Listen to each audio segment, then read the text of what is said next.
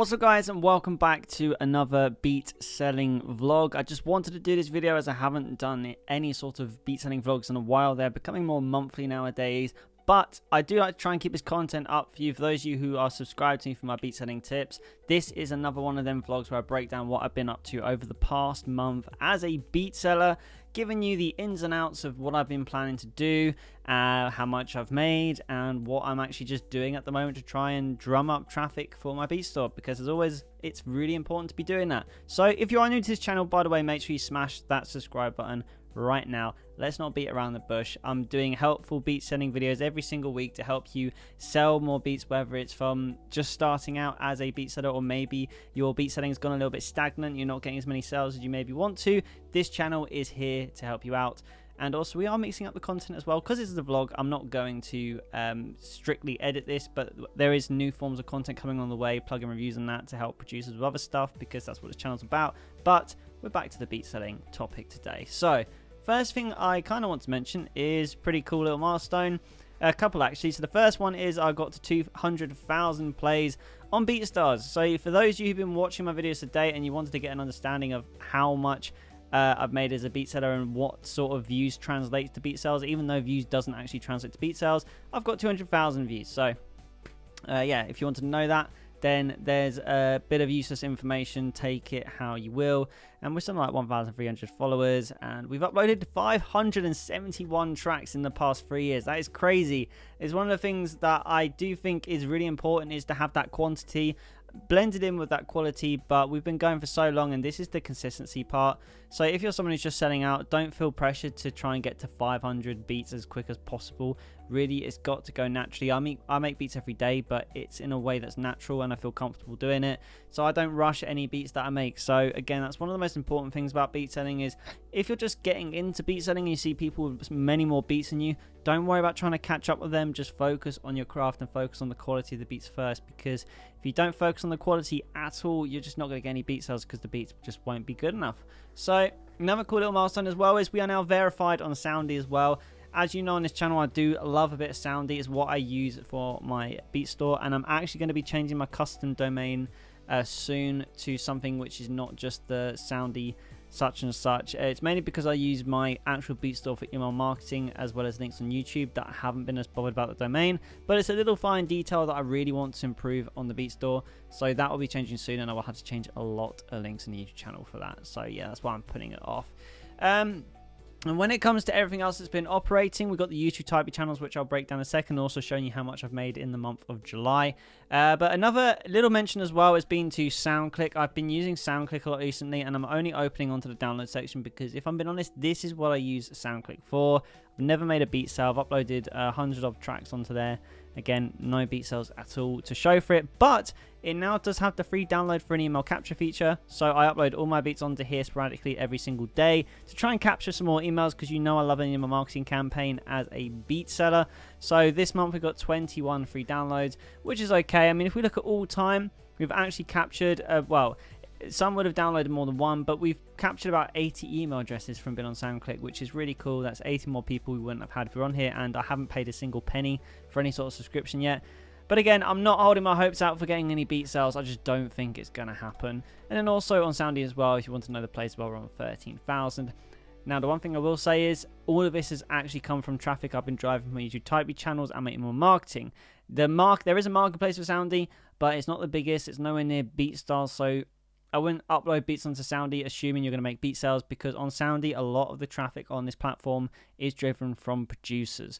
So just keep that in mind if you want to get onto Soundy. I use Soundy basically just for my website and their Soundy Pro page, which I've said in previous videos is fantastic, so much better than the BeatStars Pro page. So let's break into something else that's been on my mind this month as a beat seller. Now, my main type beat channel, because I've been doing loads of little sub-niche YouTube type beat channels in the past 6 months, kind of been neglecting the statistics on my main YouTube type beat channel. We're now at 1,914 subscribers, so we're going to pass 2,000 subscribers soon, which is really cool, because I don't expect this channel to blow up and have over 10,000 new subscribers overnight. It's been a real slow burner, but I've learned a lot on the way. And one thing that did happen was a real issue was I was starting to get less and less views on this channel, because I wasn't targeting my niche, something I say a lot on this channel. But One thing I found recently, after experimenting with some different type of beats, and it did take me a month to do this, by the way, we're finally getting the ball rolling again. I uploaded this one today. It's already got 229 views. For me at the moment, EDM house beats, I've been really enjoying producing them, and fortunately they've been doing really well on the channel. I think it's because it's summer. It's the sort of stuff people are looking for. You've got to tailor to the season. I always say that, and I've been tailoring more to the season on my main channel, and it's been paying off. The views are starting to go up again. Beat sales we'll get to in a second, but again, I was only changing up the genre because I wanted to try and actually get more views. I wasn't focusing on sales.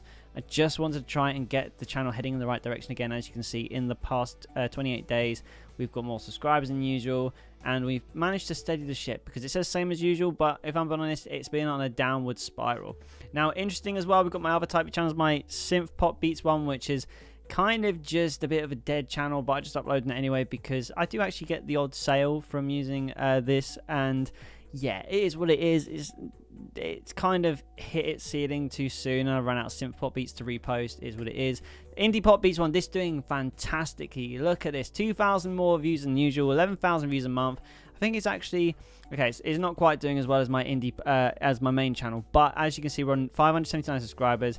We get loads of decent views. Like a lot of these get over 1,000 views in the first week now, which is crazy. Them numbers never happen on my main channel. So indie pop beats doing really well, getting a lot of indie pop beat sales. So this reposting channel has encouraged me to do more indie pop beats. So yeah, so this channel has been a really good success. So I'm not changing anything about that. And then really sadly, my piano ballads one, my pop ballads one, I had so much hope for this channel because it was on such an upward trajectory. I'm just going to show you the lifetime of it. So as you can see here, it started off and it just kept growing and growing and growing. And then it kind of hit a stagnating point. And then one day, on the Monday 17th of June, everything just changed. It just dropped.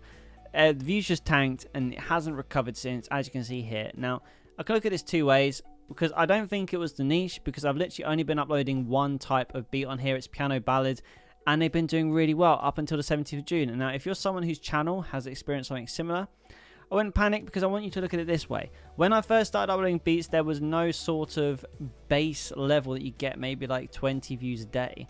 Now, obviously, I've gotten this upward trend, and clearly, like a lot of my beats did well for it. That's cool and all. But when it's all dropped off, we now have a new base, like a minimum amount of views that this channel now gets a day, and it's between 100 and 200 views. So even though it's a shame that all these really big views are gone, I look at it as a big positive that now the base amount of views we get has increased by quite a lot. It's actually, in some cases, it's quadrupled. So hopefully we'll get a little bit of momentum going again. Obviously, always adjusting around a few things, and maybe in the next couple of months we will get back to these sorts of numbers again.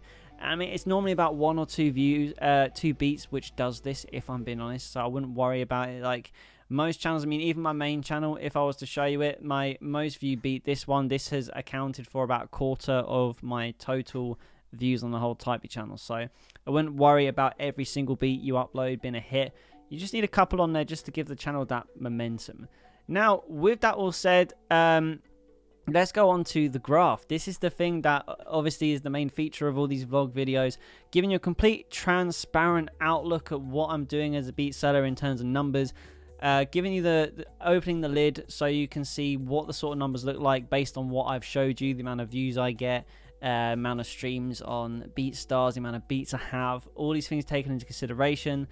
This is the second year that I've been documenting this, so we've only got a 2023 tracker. But the reason why I do this, and it's super important, because it allows me to spot trends in beat selling activity, so I can prepare for the quieter months, and I know when I'm going to have good months. So it might be a chance to, I don't know, either upload more beats or pick the right times to do sales to try and balance out the books across the year. So we have, looking at this, if you haven't seen this before, I'll just quickly give you a rundown of what it is. So you got up here, you got the sales on each individual beat store, because I upload on BeatStars, Airbit, and Soundy, and then invoices, obviously. Then also we got the comparison in terms, so we can see which one's the highest earner. Now this graph here shows if compared to the exact same week last year, if I made more or less than that week as a comparison to see how I'm growing. Again, helps sort trends. And then this is the total tracker. So far this year, since the start of January, we are now on $11,979.55, which is more than I earned in the whole of last year, showing there has been really good progress as a beat seller. We're earning more. it started to make me question if I can try and push to get $20,000 by the end of the year. This might turn into a $20,000 beat selling challenge. Don't know yet. We'll see what happens. But the main takeaways that you can get from gathering this sort of data is, firstly, obviously, for a confidence reason as well, because you can see comparing side by side when the spikes have been throughout the years. I'll do it in weeks so you can get more precise data. So as you can see here in the year of 2024, you can see we since the start we've just been above. We had a good start to the year, better, and then obviously had this one crazy order. But even with that crazy order, we've just been going up at a more steeper trajectory than we were, showing that like it was not a matter of if, it was when, which is really positive to show that my beat store has actually grown and gets more customers, which is great. And this track here, like most of the time, we seem to be above the red line, which basically means that we are outperforming last year's weeks in 2024, which is great.